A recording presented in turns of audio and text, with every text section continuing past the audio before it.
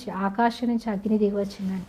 అంటే ఏమంటున్నాడు? దేవుడు అగ్ని అంటున్నాడు. అంటే ఆకాశం నుంచి వస్తే దేవుడు మాత్రమే పంపిస్తాడు అని ఎరిగినటువంటి ఆ యొక్క పనివాడు చెప్తున్నాడు. కానీ ఇది ఎవరికి అప్పగించాడు? అపవాదికి అప్పగించాడు. అంటే ఆకాశం నుంచి అగ్ని కూడా అపవాది రప్పించగలడని ఇక్కడ మనం చూస్తున్నాం.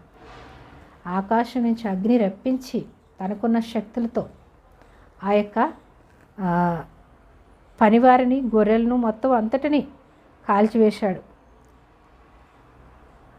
పనివారిని రగులుపెట్టి మొత్తం పనివారిని, గొర్రెల్ని, మేకల్ని, అక్కడ తనకున్న సమస్తాన్ని కూడా ఆకాశం నుంచి అగ్ని పంపించి ఒక్క దినమే ఒక్క క్షణంలోనే అన్నీ ఒకటి కోల్పోయేటట్టుగా చేశాడు. మనము చిన్న సమస్య వస్తేనే దానిలోంచి కోలుకోవడానికి మనకి ఎన్నో సంవత్సరాలు పడుతుంది.